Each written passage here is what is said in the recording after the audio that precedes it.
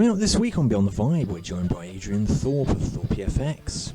Essentially, I wanted to emulate the sound of sort of like Iommi, Clapton, etc. But I still can't get that sound. There's something missing. I think they were going for like 800 quid at the time, and this is a long time ago.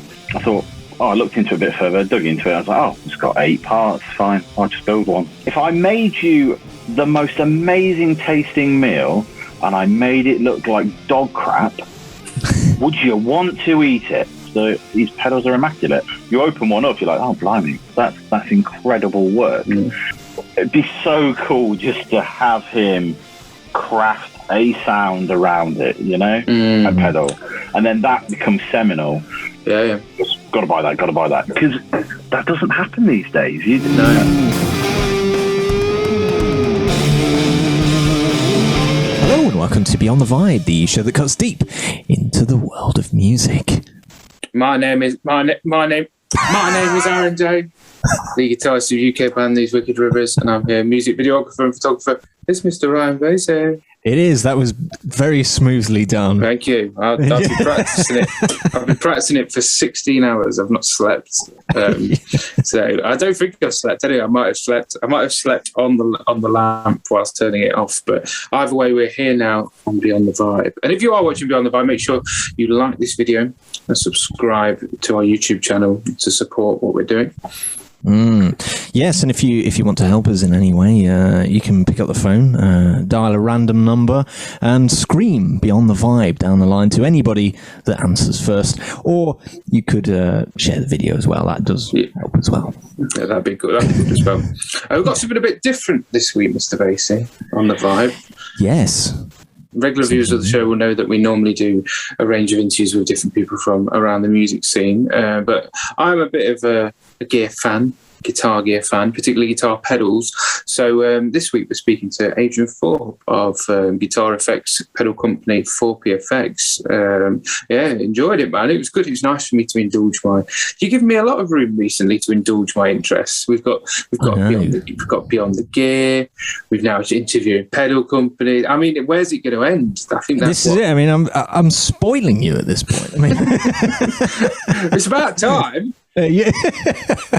Rather than smacking me with chains to get back into my cupboard.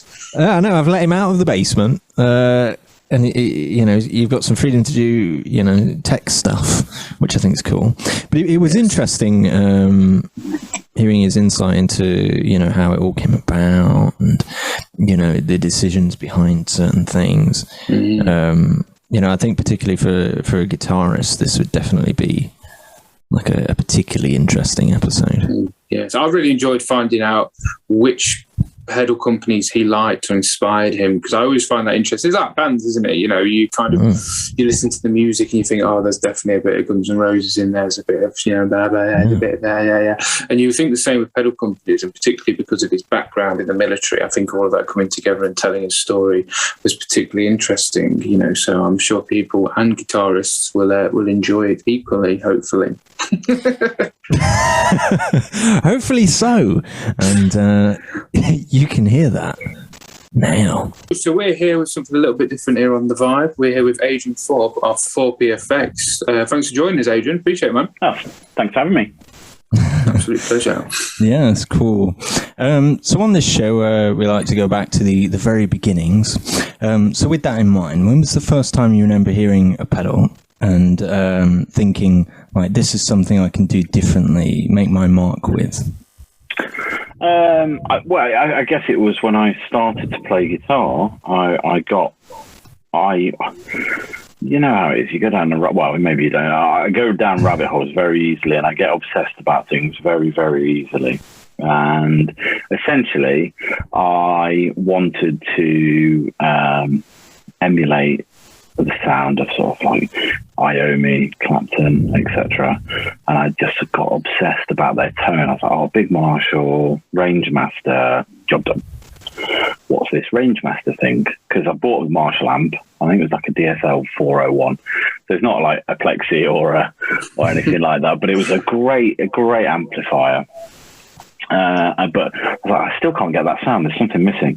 So it's like, oh, what's this Rangemaster? I think I'll try and buy one. And, you know, at the time, they were like, I think they were going for like 800 quid at the time. And this is a long time ago. And they're into thousands now. So anyway, I thought, I looked into it a bit further, dug into it. I was like, oh, it's got 8 parts. Fine. I'll just build one. so I did, and it didn't work. So that went really well. But, you know, that sowed this seed, because I was like, oh, right, well, I better work out why it doesn't work. And it was to do with the grounding and positive ground versus negative ground. And I was like, all right, cool. Right, what's next? And so I then was just searching through all my guitar sort of heroes and how are they getting their sound, all the rest of it. I bought a number of effects as well around that time, and just went all in. So I went all in on buying effects, and I went all in on building effects. Far too obsessive, I'll tell you. I always find, because obviously I've got a few friends, you know, probably yourself, who are builders and stuff, and it is probably one of the worst rabbit holes. I mean, I think I first came across ThorpyFx with the pioneers of the pedal rabbit hole, which is obviously the boys on that pedal show. I mean, ThorpyFx was founded in 2014, and I think you released your first project sort of the year after that. I mean, I kind of reference the pedal show as a platform for myself to first find out about Thorpy. Is there a moment for you on that kind of long journey to where you are now, where you thought, bloody hell, this is changing now, this is going to be good, or it's becoming a bigger beast? Yeah, so I mean, bear in mind, I'm talking back, when did I start building? I'm sort of like 2002. Bloody hell. Right, so there's a before 2014, because I had a previous career in the army, so I was like, this was a hobby for me, and it was what I was doing in my free time when I wasn't doing my main job. And so back in 2002, it was just a hobby. Honestly, just I taught myself the electronics, I taught myself how to spray, I taught myself how to do water decals and all the rest of it. I was very much part of the online community, I got into that around about 2007. And, you know, from that point on, really, I was like, around 2008, I thought, I could probably make these and sell them. But like I said, I had a job and a career that was going well. And so I was just like, well, I'll keep it as a hobby. Then my personal life sort of piled in around 2011. And it was around that time that I'd become friends with Dan Steinhardt, because I lived just, you know, not far from him in Swindon. And I was building pedals, and he bought some off of me, and he's like, oh, you should do these professionally. And we've got a few mutual friends. I thought about doing it, but then, you know, sort of went through divorce and sort of backed away from it. So in theory, I could have launched around about 2008, 2009, but it didn't happen, and I carried on with my career. And yeah, 2014, life changed, new wife, new family situation, new everything, and yeah, that's when it sort of took off. So that's when we decided to do it. It was literally the day after we got married. It was like, oh, should we do that thing that we said we were going to do? Yeah, why not? Let's go. Awesome. I like the fact that it was part of that new chapter and that kind of that whole new approach. The fact that like the day after you say you got married, it's like, bam, right, let's do this. It feels like the best time if you're going to do it. That seems like the best time to roll with it. Yeah, well, me and my wife are a bit weird. We like to be very busy. I really struggle just sitting there, like not doing anything. I feel like I'm wasting my time. So I always have to be busy, and I always have to be doing something. So, and like I say, I go down an obsessive rabbit hole. So, you know, my wife knows that that's the case, and she's like, well, let's do the goal. You know, what do you want to, you know, because it was my wife who got me back into pedal building after I shelved it. You know, so essentially sort of her light sort of pressure on the back, and we just went, but we'll say light pressure, we just dove straight in, like, right, we need to do this, let's go. And so we went from November the 2nd, 2014 to releasing our first product April the 1st, 2015. Wow, amazing, man. When you decided to begin ThorpyFx, had you always imagined like the identity of the brand being as it is now, or like do you feel it's kind of grown into something else over time? So initially, so I was a bit torn with regards to the identity of the brand, and I tell you why. Although I'm an ex-military guy, I am really proud of my military career. I also think war is absolutely abhorrent. Okay, and I'm not about it. And the job that I was trying to do in the army was all about sort of bomb disposal and that sort of thing, and becoming a specialist. And I didn't want, at the time, I wasn't going to associate who I am with the brand. I was actually going to try and just be sort of silent partner to my own brand. And the thing is that was pointed out to me as a ridiculous idea, because ultimately people buy from people. And so it was actually Dan Steinhardt who said to me, like, you very much got to be associated with your brand or no one will buy from you. It's Psychology 101. And so I went down the route of actually, go with what you know, go with what you're good at, design the pedal in and around your experiences of military procurement, because I very much specialized in that, sort of designing, bringing into service certain weaponry, etc. And so I've done all this sort of testing of how stuff needed to be, how stuff needs to be built. If you can put it in the hands of a soldier, they'll invariably break it within 2 minutes. It's just the way it goes. Musicians are the same.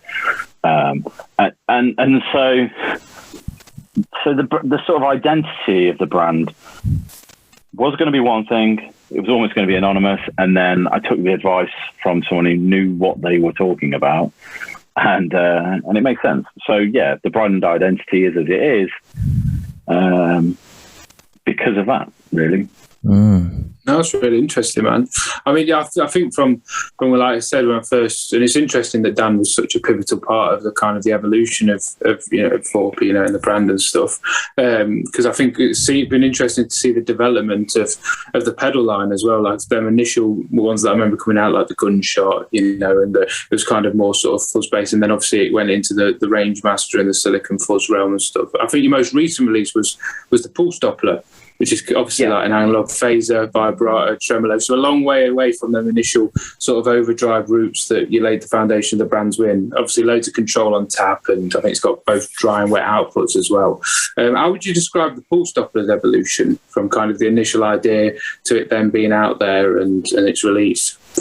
Okay, so the idea for that was really to try and bring a modern take on the Lufttone Doppelganger.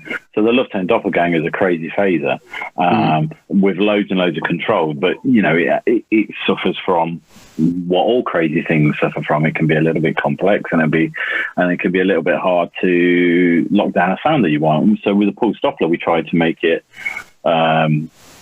but just a bit more intuitive and smaller and more pedalboard friendly and better suited to a sort of a modern guitarist. The reality is that it's just as it's complex as well, because ultimately you're trying to do things in the analog realm, and so it's ended up being its own crazy thing, and it's very inspirational. It's a really cool pedal. It's certainly not a Phase 45. It's certainly not a Phase 90. Although it can cop both of those sounds. So.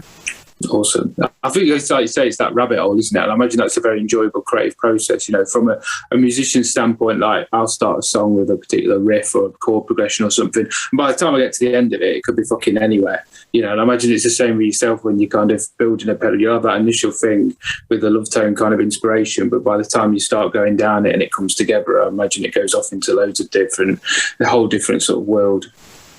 Well, yeah, as much as the final product's fun, I mean, ultimately the journey is for me is the best part of it, because we go down a certain path and it always veers off. We never stick to what we were supposed to do. You get that creative inspiration, and like you say, it's just like musicians. Right? You're trying to play tunes on, well, what if this does this? What if this does this? And it's all a balancing act. You change one thing, it changes everything. Ultimately, we're just trying to we just want to make fun stuff. I mean, that's really it. I want it to be fun. I don't want to be the same as everyone else. It's boring. It's been done. No one needs another Chew Screamer. They just don't. You know, they don't need another clone either. I just want to make cool stuff. That's it. No, and I think you've definitely made that mark as well, Adrian. It's difficult, man, particularly because the boutique market has blown up so much, and I think with YouTube as well, like with Pedal Show and like JHS and stuff, there's a lot of things out there selling a particular, you know, fairy tale or like the romance around pedals as well. And I think it's hard to find your mark in there, but I think you've done that really well, man. You know, yeah. I mean, let's be honest. As guitarists, what we want is the easy solution, don't we? Like most of the time, you just want. Most people, I'd like another Chew Screamer. You know, and from a total selling point of view, it would make perfect sense. You know, I might do it for April Fools. You never know. It is another Chew Screamer. I'm very anti that whole kind. I mean, me and Ryan talk about this a lot because Ryan's obviously does kind of the filmmaking side of it, and he's kind of searching for, you know, like something that you can rely on. Whereas from a guitarist point of view, my pedal board's fucking nonsense. Whereas I'll try and validate it to someone, but for that same reason that it's kind of like, well, anything could happen. You know, I've got this world that I can go down. You know, and I think that's the beauty of pedals, and particularly ones like yourselves that have these different options to them. I mean, obviously, like I said, the initial stages of the company were more sort of overdrives, distortions, and fuzzing, and you naturally got led into a more sort of, you know, creative realm with the depogging and the camouflage, which I know Dan was probably involved in a lot because there's a lot of that Mistress inspiration. Is there any limit to where Thorpy can go? Like, do you see yourself going to the reverbs and the delay size of things, or do you just go with what feels right at the time? In all honesty, I've got more pedal designs than I can release. I can't release all of what we've got. That's good. Like I look at it and go, this is amazing, this is amazing, this is amazing, and we just can't release it because we just don't have the capacity at the moment to do so. Great thing is you can store these things up. They can sit there. We can revisit them. We can make tweaks and all the rest of it. Are we going to go digital? Yeah. Do you know what? We are. And why? Because we're investing in it right now. The difficulty is bloody impossible to get chips at the moment. So whatever we develop, we need to make sure essentially it's going to work on a variety of chips. And I'll be honest with you, we're just sort of pausing. We're developing on a certain chipset, and after that we're going to pause because we can't guarantee supply. You imagine designing something and going, here it is, you can't buy it. Yeah, I mean, I know that happens in other sort of pedals. Here it is. You're not allowed to buy it. 4-year waiting list. Off you go. But like legitimately, we wouldn't be able to make them because we can't get the chips. Yeah. And I don't think that I couldn't imagine you guys doing that, to be fair, putting something out there and then being like, right, here it is, you know, doing the whole promo and stuff and then going, you can't have it, you know, and then building up that whole sort of hysteria around it, which I know a lot of companies, it's part of the whole sort of the whole tag, you know, whereas I don't think that really suits the ThorpyFx vibe that I've got from you guys anyway. No, we want to make stuff that guitarists use. Don't get me wrong. We are definitely operating at sort of like the upper, you know, the premium end of it. They're all handmade. They're all, you know, we put a lot of effort into every single pedal, and they're not made overseas. They just aren't. They're all made in the UK. But you know, I still want people to be able to buy them. You know, what's the point? I will if demand went through the roof, we just hire more people. It's probably bad for business to do that. You know, I think the reality is that it's probably best to starve it off.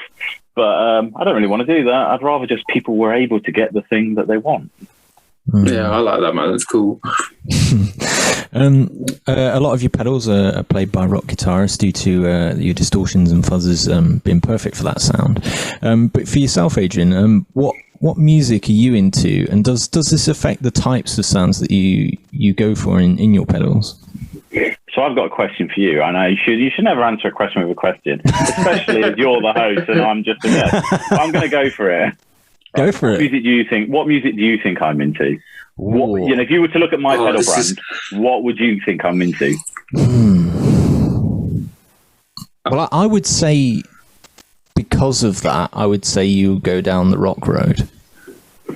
I imagine you being a bit heavier.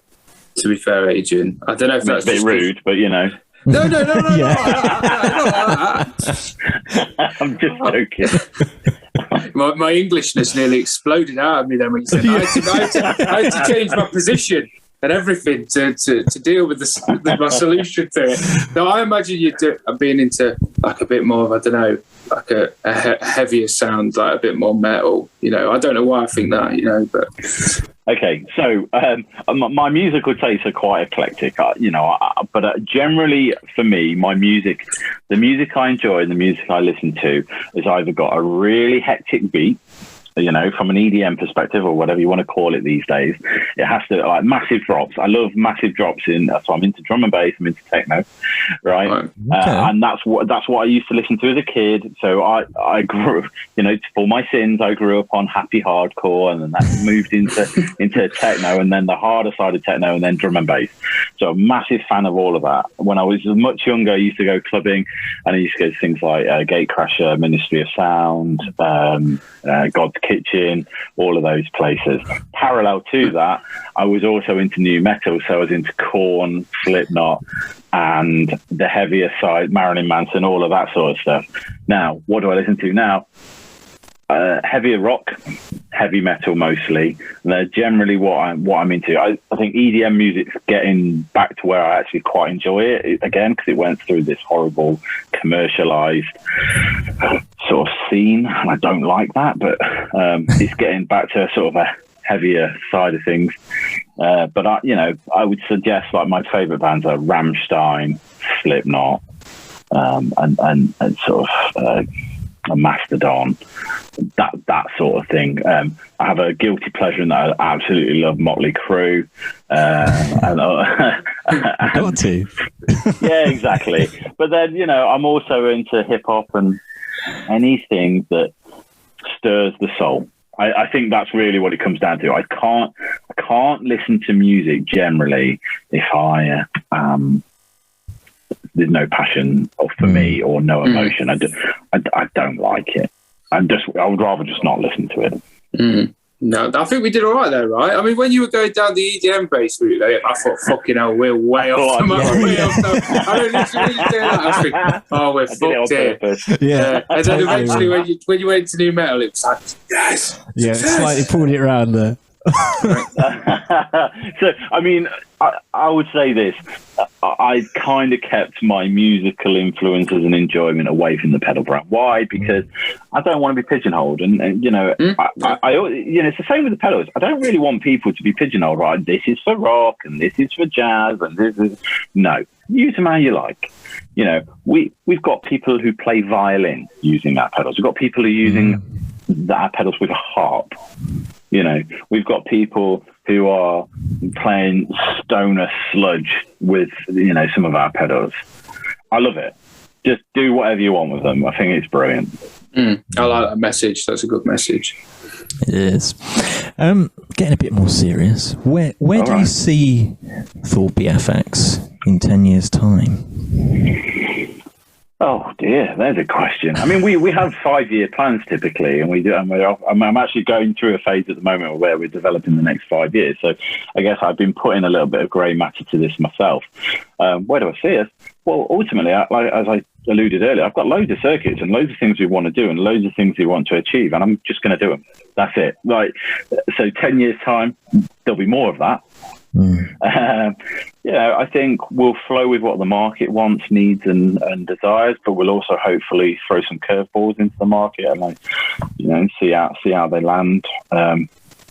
Ultimately, music tastes change. I think guitar's in a good place at the moment, so I think lots of people started in lockdown, and there's a lot of effort from some of the big manufacturers like Fender to get more people playing guitar.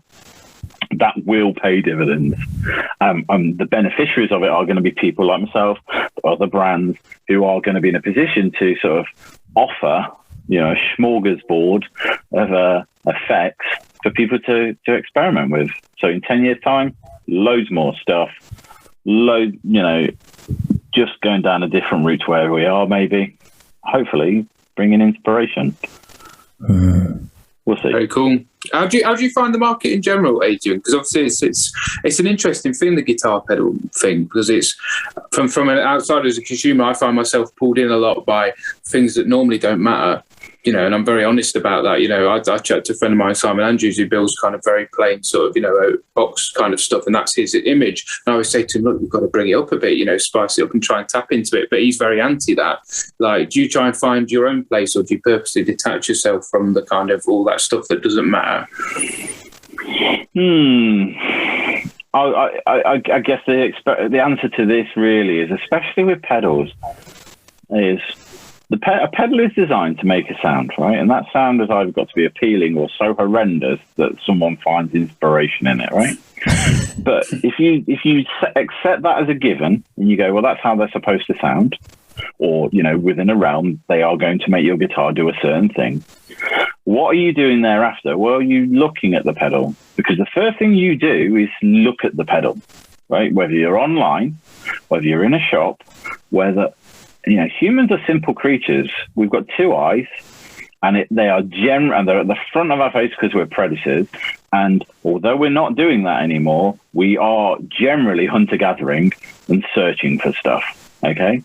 Now, if I made you the most amazing tasting meal and I made it look like dog crap, would you want to eat it? Right? No matter what I do, if it could smell amazing for you, it could taste amazing. And if I sectioned a little bit off and gave you a taste, said, well, that's what that is, you're still not going to want to eat it, because you are looking at something and you're making a judgment call on it, and it is unappetizing. Now, going back to pedals, it's the same thing. People make them look good because it attracts people to them. People want, you know, no one wants an ugly ass pedal on their pedal board. Some people might, and that might be sort of an anti, sort of, I'm not going to go with the flow. But it's possible to have good sounding things that look good, you know, and if you can do both, more power to you.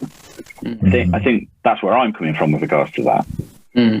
We want a good looking pedal, or our priority was engineering around the pedal and the sound, but thereafter it's got to look good. It's got to.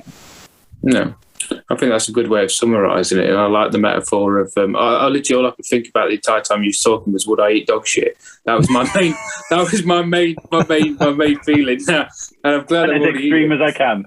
No, it was perfect. I got the metaphor completely, you know, and I probably won't eat again tonight, which is also calories. We're good. That's it, man. That's it. If just as well, Adrian, it's a bit of a difficult question, but I mean, is there any particular brands on the scene that you personally like, or that you're drawn to, or you're inspired by? Maybe more when you was building the foundations of the company. Are there any pedal brands where it's like, oh, this is kind of maybe an inspiration, or just something that you were drawn to?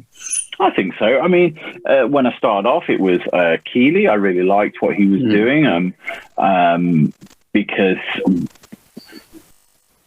not so much, not that I don't like them now, but I like what they were doing when they started off, which was a small shop, it was handmade and all the rest of it. And now they're just selling such volume, that's not going to happen. You know, I totally understand that. I like Kingsley pedals. The valve pedals. You know, Simon's an amazing guitarist to start off with, and then just his pedals are immaculate. You open one up, you're like, oh blimey, that's incredible work. You know, because what I like about that is you look inside and it's not there for you to see. You're not supposed to open them up, but it's immaculate, which means the guy cares. You know, that's important. So I took that as an inspiration. I like what Analog Man's done with his brand. He has stayed true to what he does. Come rain, come shine. You know, I make a joke about a 4-year lead time. The demand on his pedals is huge, you know, and he's only going to make as many as he can make. So, you know, I joke, but I'm inspired by his brand. I think he's done a great thing, absolutely great thing. Apart from that, there are hundreds of pedals that I really like. I tend to buy fuzz, a lot of fuzz. So I buy the differential audio manifestations, Dave Main's product, because they're immaculate. They are crafted sonically, or very inspirational, and so much fun to play. No, that's really cool, man. Good insight. It is. Now, we normally end on our kind of signature hypothetical question, but we're going to change things around a little bit with you being a pedal builder.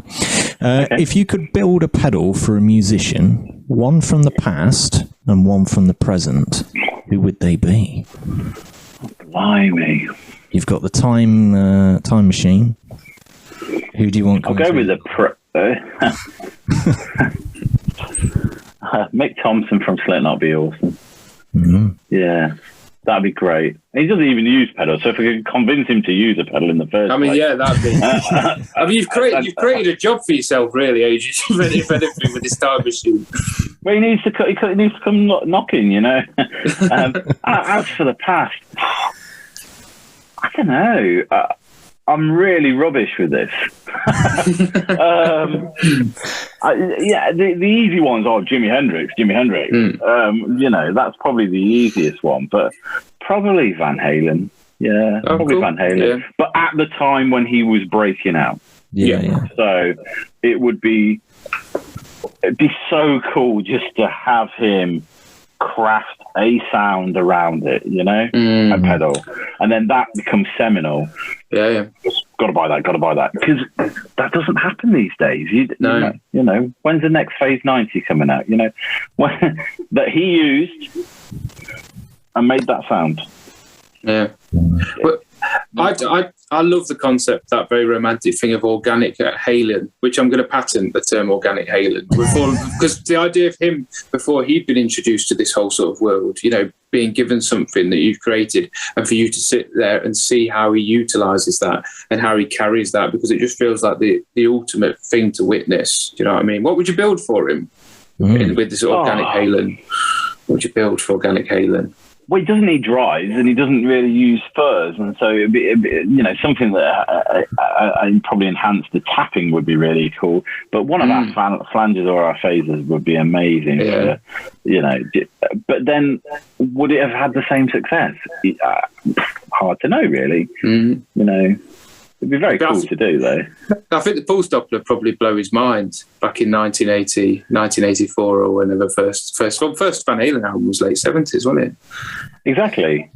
So not a lot else around at the time. And if you was going to build for Mick Thompson, you've convinced him, that's all done. You've took him out for a meal. You've convinced him. He's going, oh, Adrian, sorted. Right, what are you going to build me? What would you build Mick? Well, firstly, he congratulates me on my beard. And that would be very, you know, very, I'd take that. I would. And then maybe I'm joking. But his high gain sound is sorted through amps, right? Yeah. Doesn't really do cleans. So it would have to be an octave fuzz that took his down-tuned guitar to the next level. And he could build, again, the whole point of this would be to build some absolutely banging riff around it. So something like, you know, Psychosocial. I absolutely adore that song. Something that hits that hard, but built around this sound. Awesome. I like this game, Ryan. This is fun, man. We've got to have more pedal builders that do this, because it feels like it's a weird game show. It's interesting. And you handled it very well, Adrian, considering, because most people we ask that question to, they normally swear quite a lot and get quite frustrated. Whereas I thought overall you smashed it, man. No, it's very cool. Adrian, thanks ever so much for your time, man. It's been an absolute pleasure. Like I say, it's the first time on The Vibe we've ever interviewed someone like yourself, and I don't think it could have been a more worthy first person. You know, I appreciate it very much. You know, for those that haven't checked out ThorpyFx, maybe you're a young guitarist, maybe you're an old guitarist, maybe you're not really got into pedals. What are you doing? What are you spending your money on? Your wife's far too happy. Let's sort this out. Go and check out ThorpyFx and buy some awesome gear. You know, it's one of the premium pedal builders, and video demos are around all around YouTube and this stuff. So yeah, Adrian, thanks ever so much, man. Really appreciate it. Thanks for having me. So yes, that was Adrian Thorpe of ThorpyFx. Now, Ryan, as a non-gear, well, I'm not going to say gearhead because that sounds like you enjoy soft drugs. As a non-guitarist, as a non-sort of musician, how did you find it chatting to Mr. Thorpy about his little boxes of fun? It was interesting getting that insight into. I mean, he's obviously very passionate about what he does, but he's also very switched on about that kind of business side where he talked about, you know, you could, what was his phrasing of like if I was to hand you a plate and it looked like shit, yeah. like, would you still eat it? And so, you know, he puts a lot of thought into it, but there's this balance, I think, between passion and business to where, you know, like what will other people like, you know, where he talks about his own musical taste. So like if he just went down that avenue, he kind of boxed himself in, but, you know, he's talking about not doing that, you know, the opposite, in fact.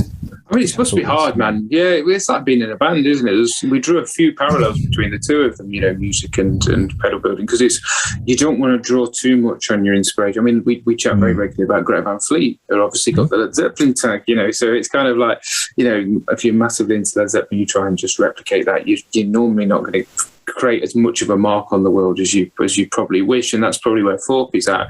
I find it very interesting how he said that despite being in the army, he hates the notion of war, and that his role in the army as, you know, as a bomb disposer was very kind of about, you know, trying to pull people away from destruction and all that, you know, stuff, you know. And I like the way the pedal brand itself isn't manifested in the celebration of war, really, you know.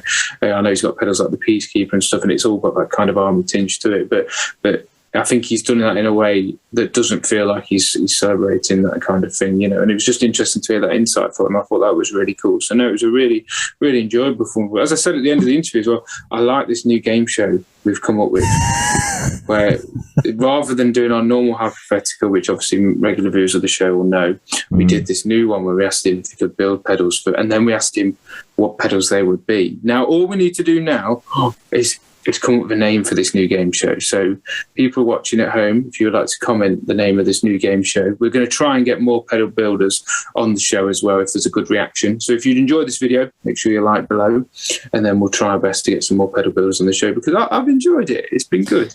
Yes, it's interesting. I think, you know, it's always good to have something fresh, isn't it? And, yes. You know, having somebody like that on is, you know, it provides that. It's very different to what we've done before, but I like it, you know. It's a cool thing to have done. Always changing it up on the vibe, aren't we, Mr. I know, always forever changing. You don't know what we're going to get next. And speaking of that, look at that segue. That was beautiful. I mean, it did sound a little bit like you were going to start undressing or something. Yeah. Like, speaking a little bit speaking of that, I changed to a wide shot.